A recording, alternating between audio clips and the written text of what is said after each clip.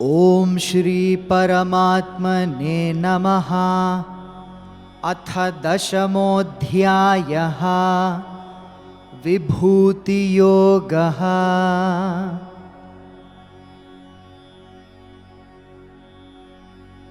सर्वमेतदृतं मन्ये यन्मां वदसि केशव,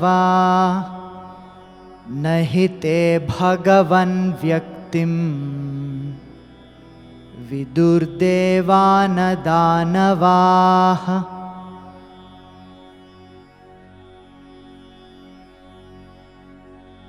स्वयमेवात्मनात्मानं वेत्थत्वं पुरुषोत्तमा, भूतभावनभूतेश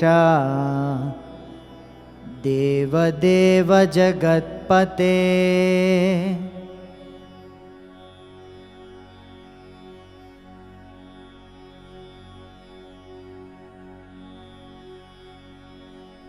वक्तुमर्हस्य शेषेण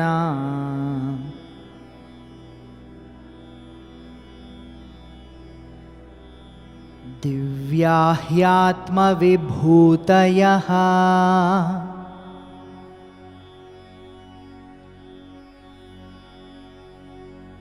याभिर्विभूतिभिर्लोकान्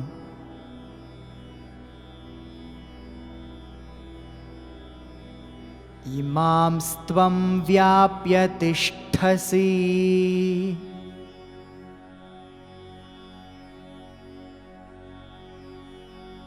वक्तुमर्हस्य शेषेण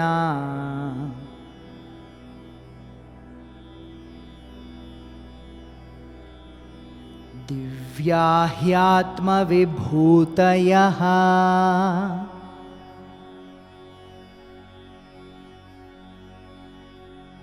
याभिर्विभूतिभिर्लोकान्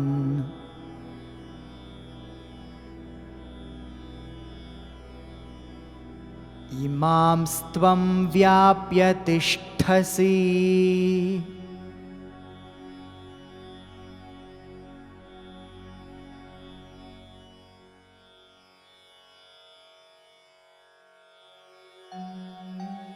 वक्तुम to tell, arhasi please do, asheshena all or entirely, divyaha divine, he indeed, atma your own, vibhutayah glories or opulences, yabhihi by which, vibhutibhihi by glories, lokan worlds, iman these, tvam you, vyapya pervading, tishthasi abiding in.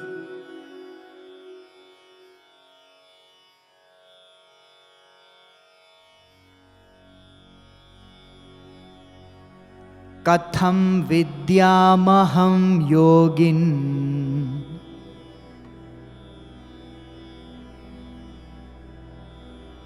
त्वां सदा परिचिन्तयन्,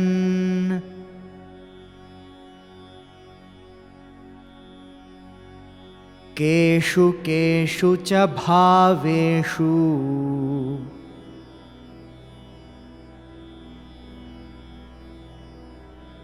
चिन्त्योऽसि भगवन्मया।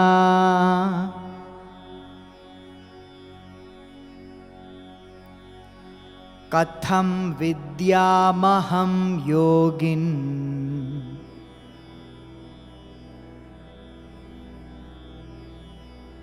त्वां सदा परिचिन्तयन्,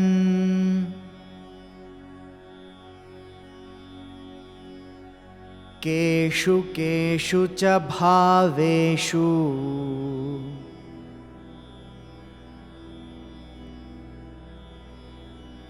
चिन्त्योऽसि भगवन्मया।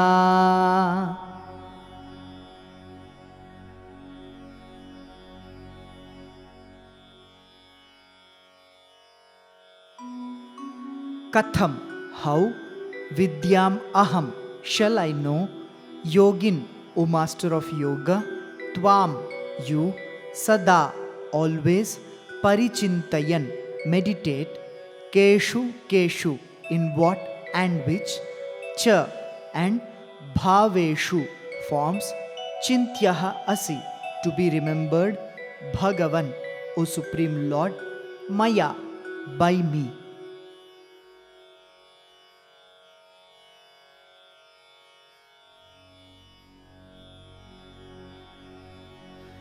विस्तरेणात्मनो योगम्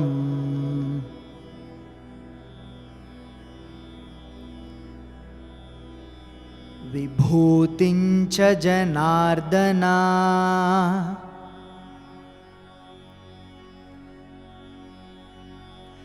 भूयः कथय तृप्तिर्हि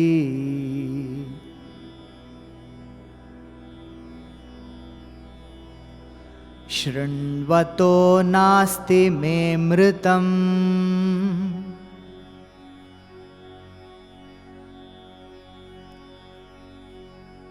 विस्तरेणात्मनो योगम्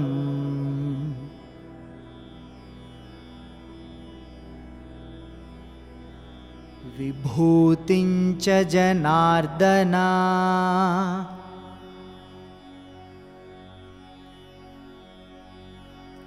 भूयः कथय तृप्तिर्हि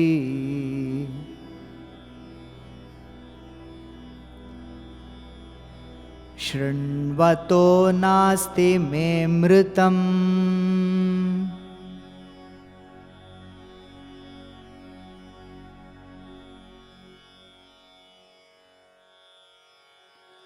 विस्तरेण, in detail. Atmanah, your. Yogam, divine powers. Vibhutim, glories or opulences. Cha, and. Janardana, O Krishna, the protector of all. Bhuyaha, more. Kathaya, describe. Triptihi, satiation. He, because. Shrinvatah, hearing. Na, not. Asti, there is. Me, my. Amritam, nectar.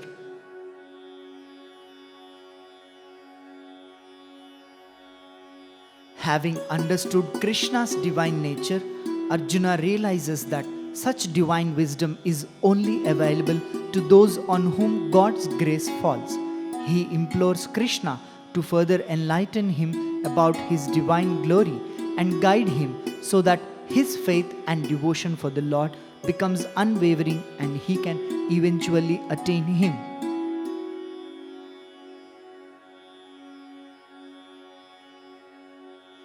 Please tell me all about your divine glories, by which you are pervading all these worlds and abiding in them.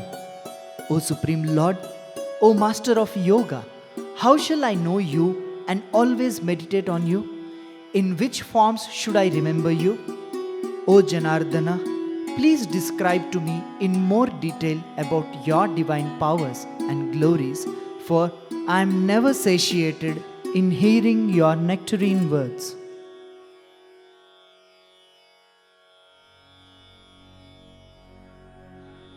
Vaktumarhasya sheshena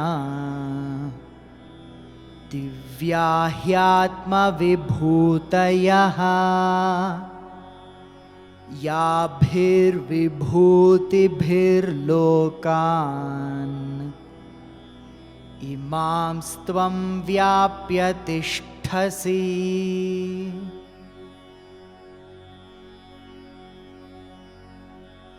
वक्तुमर्हस्य शेषेण दिव्याह्यात्मविभूतयः याभिर्विभूतिभिर्लोकान् इमांस्त्वं व्याप्य तिष्ठसि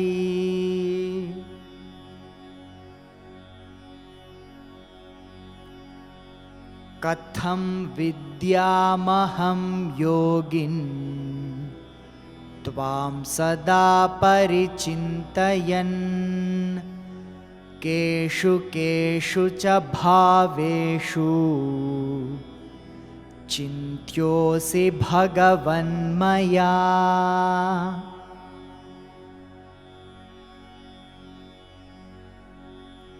कथं विद्यामहं योगिन् त्वां सदा परिचिन्तयन् केषु केषु च भावेषु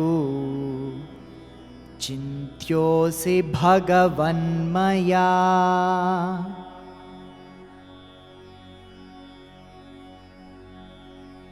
विस्तरेणात्मनो योगं विभूतिं च जनार्दन भूयः कथय तृप्तिर्हि शृण्वतो नास्ति मे मृतम्।